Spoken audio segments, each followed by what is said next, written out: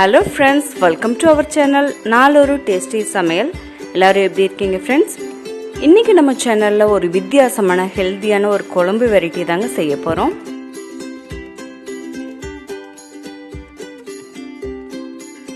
கீரைகள்ல ராஜாவான பொன்னாங்கண்ணி கீரையை மெயின் இன்கிரிடியன்ட்டா வச்சு அதுல சென்னாவை சேர்த்து ஒரு குழம்பு வெரைட்டி தாங்க செய்ய போறோம். வாங்க எப்படி செய்யறதுன்னு பார்க்கலாம். தேவையான பொருட்கள் என்னென்னு பார்த்தரலாங்க. முதல்ல மசாலா அரைக்கிறதுக்கு சீரகம் 1 டீஸ்பூன்,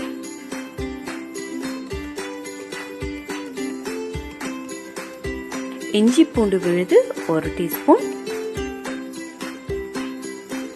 சோம்பு 1 டீஸ்பூன், கொத்தமல்லி விதை 2 டேபிள் ஸ்பூன்,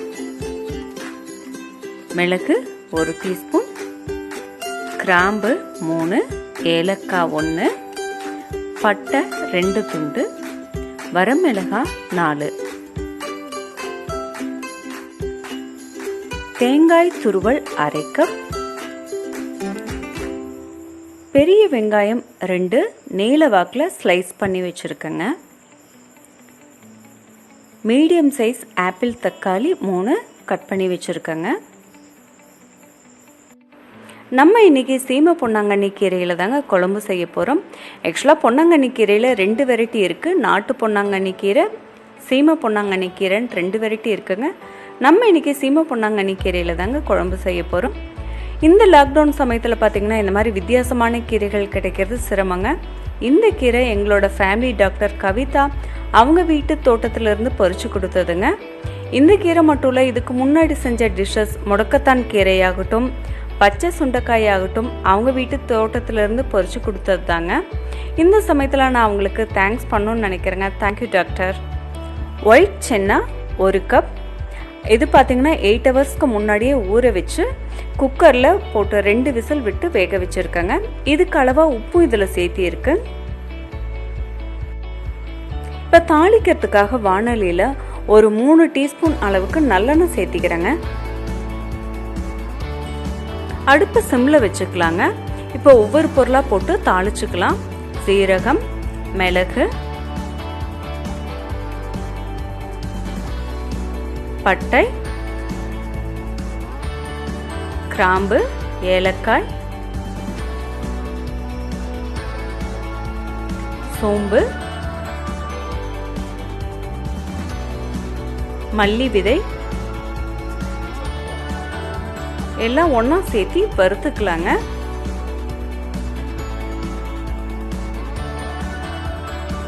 இப்ப கட் பண்ணி வச்சிருக்கிற பெரிய வெங்காயத்தை சேர்த்திக்கலாங்க. இப்ப ஃப்ளேம் மீடியத்துல வச்சுக்கலாம். பெரிய வெங்காயம் பொன்னிறமாகிற வரைக்கும் வதக்கிக்கலாங்க. இப்ப கட் பண்ணி வச்சிருக்கிற தக்காளியும் இது கூட சேர்த்து வதக்கிக்கலாம். இப்போ இதில் இஞ்சி பூண்டு பேஸ்ட் 1 டீஸ்பூன் சேர்த்திக்கிறேங்க. வரமிளகாய் 4 இதில் சேர்த்திக்கலாம். எல்லாத்தையும் ஒன்றா சேர்த்து நல்லா வதக்கிக்கலாம். இப்போ இந்த மசாலாவுக்கு தேவையான அளவு உப்பு சேர்த்திக்கலாம். தக்காளி நல்லா ஸ்மேஷ் ஆகிற அளவுக்கு வதக்கிக்கலாங்க.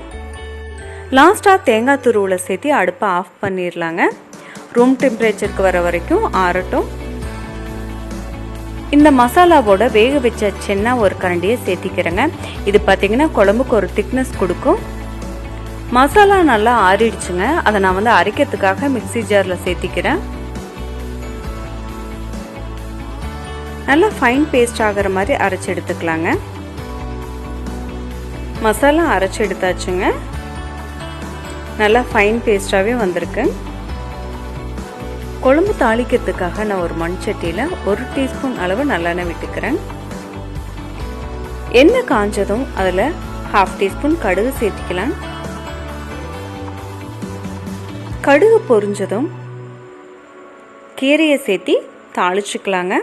நான் கீரையை கட் பண்ணல, அப்படியே தான் சேர்த்திக்கிறேங்க. சின்ன சின்ன லீவ்ஸாக இருக்கிறதுனால நான் கட் பண்ணல.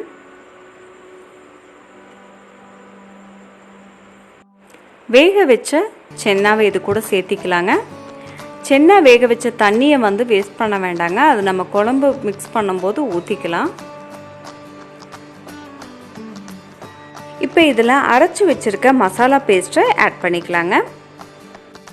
இந்த சென்னை வேக வச்ச தண்ணியை வந்து நான் மிக்ஸி ஜாரில் சேர்த்து அலாசி ஊற்றிக்கிறேங்க. இப்போ தேவையான அளவு உப்பு சேர்த்திக்கலாங்க. ஏற்கனவே சென்னா வேக வைக்கும் போதும் உப்பு சேர்த்தியிருக்கு, அப்புறம் மசாலா வதக்கும் போதும் உப்பு சேர்த்தியிருக்கு. அதனால் பார்த்துட்டு எந்த அளவுக்கு தேவையோ அந்த அளவுக்கு உப்பு சேர்த்திக்கலாம். எல்லாம் நல்லா கலந்து விட்டு மூடி வச்சிடலாங்க. குழம்பு நல்லா கெட்டியாகிற வரைக்கும் கொதிக்கட்டுங்க. அப்பப்போ நடுவில் கிளறி விட்டுக்குங்க. இப்போ குழம்பு பார்த்திங்கன்னா நல்லா கெட்டியாகவும் ஆயிடுச்சு, எண்ணெயும் பிரிஞ்சு வருது. இப்போ இறக்கிடலாம். சர்வ் பண்ணுறதுக்காக ஒரு பவுலில் மாற்றிக்கலாங்க.